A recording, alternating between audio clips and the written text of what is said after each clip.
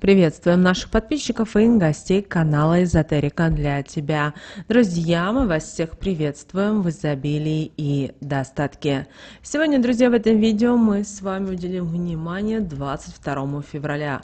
Обращаем ваше внимание, что сегодня довольно опасный день, поэтому не вздумайте этого сделать в доме. Давайте далее, друзья, разбираться, что же можно, а чего нельзя делать в этот день, а также на какие моменты вам стоит обратить внимание. Итак, друзья, 22 февраля в Православной Церкви отмечается память мучеников Никифора и Панкратия. Это два святых, чьи подвиги и жертвенная вера остаются в центре внимания православных верующих. Ну а на Руси этот день также был известен под именем Лаптев и сопровождался определенными обычаями и запретами. Давайте сначала проговорим, что у нас сегодня по Православной Церкви, каких святых сегодня почитают и на что нам стоит обратить внимание. Итак, первого святого мы с вами, это святой Никифор. Это один из выдающихся мучеников раннего христианства, чья жизнь и подвиги прославлены в православной церкви. И хотя его ранних годах и образование остались лишь скудные сведения, его верность и преданность Господу послужили примером благочестия для многих верующих. Никифор жил во II веке и был близким другом церковного старосты Саприкия. На протяжении многих лет они дружно прошли через всевозможные жизненные испытания, но внезапно их дружба оказалась нарушена. Они впали в глубокий разлад, и ненависть заселила их сердца. Однако Никифор, осознав, что причиной раздора послужили силы зла, пытался восстановить дружбу и мир с Саприкием. Несмотря на свои усилия, Саприкий отвергал молитвы и слова прощения, и их дружба осталась нарушенной. Параллельно с этими событиями начались гонения на христиан во время правления императора Галиена. Саприкий, будучи арестован и подвергнутый страшным пыткам, отказывался отречься от веры. Однако его сердце осталось каменным перед мольбами Никифора о прощении. В конце концов, когда пришло время казни, Саприкий, испуганный и обращенный в мольбах, проявил слабость и готовность поклониться языческим богам, чтобы спасти свою жизнь. В этот момент святой Никифор открыто исповедал свою веру и предложил заменить Саприкия на Плахия. Судья, услышав это, приказал освободить Саприкия и казнить Никифора. Святой Никифор с радостью принял мученическую смерть, предпочтя отдать свою жизнь за друга и за веру в Христа. Таким образом, жизнь святого Никифора служит нам вечным примером любви, милосердия и преданности вере, а его мученическая смерть напоминает о высшей ценности духовных ценностей над земными благами. Святой Панкратий, епископ Тавреминийский, считается одним из выдающихся святых раннего христианства, чья жизнь и подвиги служат примером веры и преданности. Родился святой Панкратий в I веке в семье родом из Антиохии. Он стал известен своей сильной верой и стойкостью в исповедании Христа. История Панкратия началась с того, что его отец услышал о проповедях Иисуса Христа, отправился с сыном в Иерусалим, чтобы увидеть Спасителя лично. Впечатленный увиденным и услышанным, он принял веру, а вскоре после вознесения Спасителя Панкратий отвергнул мирские блага и ушел в Понтийские горы, где в одиночестве посвятил себя молитве. Однажды апостол Петр, проходя по этим местам, встретил Панкратия и привел его с собой в Антиохию и затем в Киликию, где находился апостол Павел. Там святые рукоположили Панкратия во епископа сицилийского города Таврамении. Святой Панкратий активно трудился над просвещением города, строил храмы, где совершал богослужения. Благодаря его усилиям христианская вера распространилась среди многих жителей Тавремении и соседних городов. Однако, несмотря на его добрые дела, мирные стремления и возвышенный дух, святой Панкратий столкнулся с преследованиями. Язычники восстали против него и внезапно напали, забив его камнями. Так святой Панкратий принял мученическую смерть за свою веру. Мощи святого Панкратия почитают в храме, посвященном его имени в Риме. Его жизнь и подвиги служат вечным примером преданности вере и готовности идти на мученическую смерть за Христа. В народном календаре 22 февраля этот день именовали как Лаптев день, Никифор и Панкратий, день Панкратия, Панкратий Лапотник. Этот день был важным днем, когда люди ощущали приближение весны и начинали готовиться потихоньку к новому сезону. Считалось, что с этого дня погода становится более весенней, а зима постепенно уходит. В народе говорили: на Никифора ночь темна, уже убегает зима. Панкрат воду прибавляет, март собирает. Особенно важным аспектом этого дня была связана с ним традиция плетения лаптей. Лапти – это традиционная русская обувь, сделанная из льна или коры березы. Занимались этим делом преимущественно мужчины, так как это было довольно трудоемким занятием. Лапти изнашивались быстро, поэтому нужно было плести много пар, чтобы обеспечить всю семью на весну и на лето. Плетение лаптей на Никифора становилось началом поры весенних хлопот, когда каждый член семьи принимал участие в этом трудоемком процессе. Кроме того, к 22 февраля, к дню Никифора, практически заканчивались запасы, которые были сделаны осенью.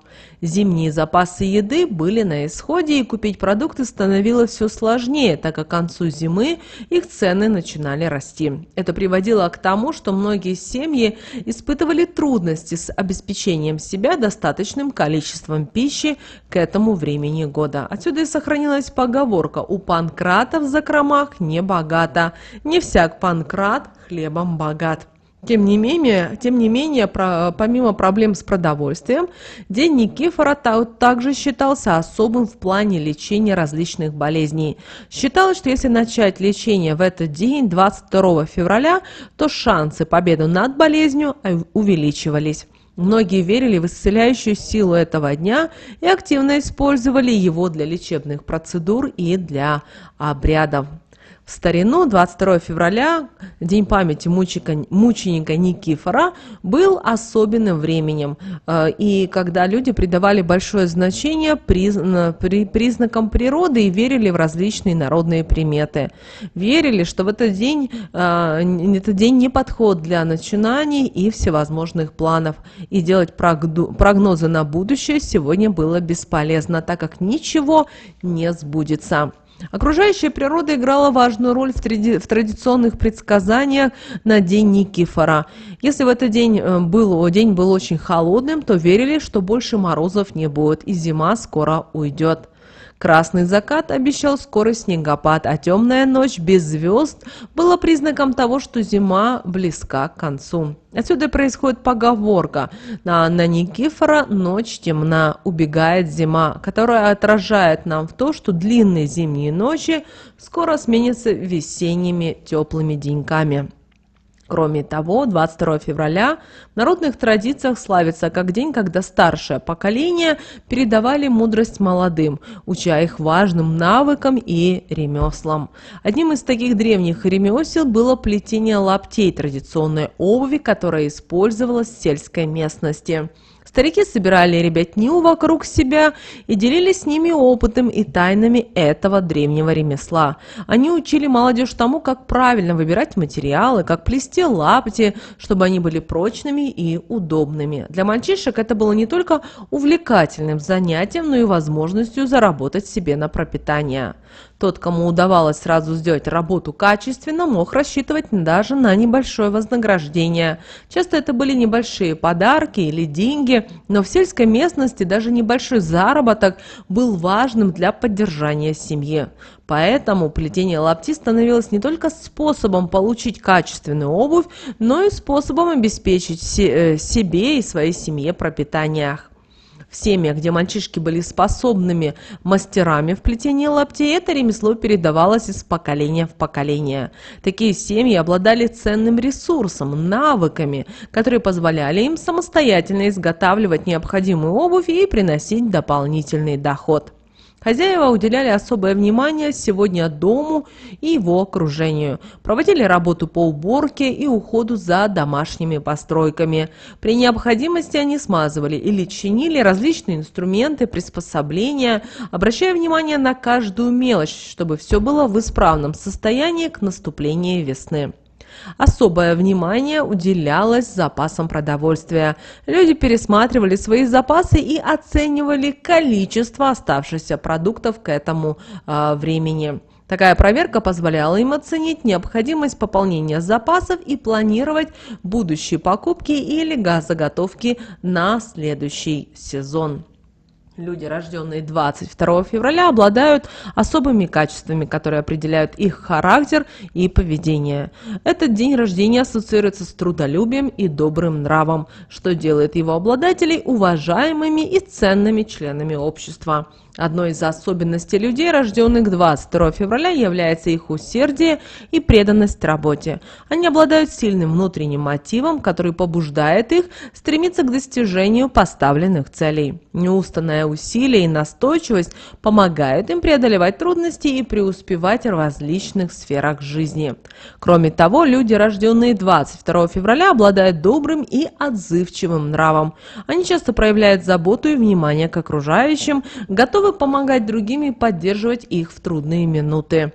Их доброта и дружелюбие делают их популярными среди друзей, коллег и семьи. Талисманом людей, которые родились 22 февраля, является алмаз. Этот драгоценный камень символизирует силу, стойкость и бесконечное сияние. Также для людей, рожденных в этот день, может служить источником вдохновения и защиты, помогая им преодолевать препятствия и достигать высоких результатов в жизни. Сны, увиденные в ночь на Никифора, также придавалось особое значение. Считалось, что сны, увиденные в эту ночь, могут содержать предзнаменования или послания, которые несут важную информацию для будущего. Люди обращали внимание на свои сновидения в этот день и пытались толковать их с помощью сонников или собственного опыта. Что же нужно сделать в этот день, 22 февраля? Вы знаете, этот день был насыщен в старину традициями и представлениями о природе и ее влиянии на жизнь человека. И одним из того, что нужно было делать, это то, чтобы делать лапти. Это очень была важная связь между людьми и традициями, обычаями. Это объединяло людей. Что же нельзя было делать, друзья, 22 февраля? Вы знаете, сегодняшний день считался неудачным днем для ряда действий и даже слов. Верили, что в этот день все может пойти наперекосяк, поэтому строить планы на будущее или делать прогнозы было нежелательно. Также неблагоприятным было говорить в этот день комплименты девушкам, поскольку верили, что это может лишить их красоты. Подобные уверения были основаны на суевериях и представлениях о том, что святой может наказать за излишнюю гордость или самодовольство. Кроме того, было принято избегать хвалы детей за их трудолюбие или успехи в учебе. Дело в том, что считалось, что такие похвалы могут вызвать лень и ухудшение успеваемости у детей. Кроме того, согласно древним представлениям, первая пара лаптей, сплетенных в этот день, несет с собой особую силу и энергию, которая может принести удачу и счастье только мастеру, который их изготовил. Однако, если такая обувь была продана или передана другому человеку, это могло принести ему несчастье и проблемы. Считалось, что носить лапти, сделанные другим, может привести к болям в ногах, неприятностям или даже тяжелым болезням. Также эта народная примета распространялась на изготовление обуви, поэтому тем, кто занимается производством лаптей или другой обуви, не рекомендуется работать в этот день, если они не хотят причинить зло другим людям. Кроме того, в этот день нельзя поднимать найденные деньги. Деньги, найденные в этот день, не принесут своему обладателю никакой пользы. Напротив, они могут стать причиной финансовых проблем и неудач. Еще одним народным запретом этого дня является квашение капусты. Дело в том, что квашеная капуста, приготовленная 22 февраля, будет не только невкусной, но и принесет события, из-за которых позднее можно будет сильно стыдно. Далее, в этот день нельзя было чесать уши и губы, иначе это может привести к тому, что человек окажется в ситуации, когда ему придется лгать или слушать ложь от других. Поэтому многие старались избегать этого действия в этот день, чтобы не привлечь ненужных проблем. Еще одним нежелательным действием в этот день являлась оставлять мусор на дороге.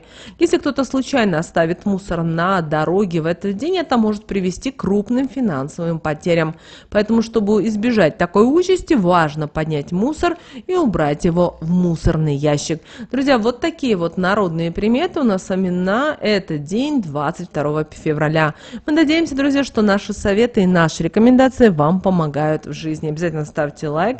В комментариях поделитесь своим мнением касательно этого дня. Ну а прямо сейчас на экране, друзья, вы видите два всплывающих окна. Это следующие рекомендованные видео для вас. Нажимайте на то видео, которое вам на интуитивном уровне понравилось больше, и смотрите. Друзья, всех вам мыслимых и немыслимых благ. Услышимся с вами уже буквально в следующем видео.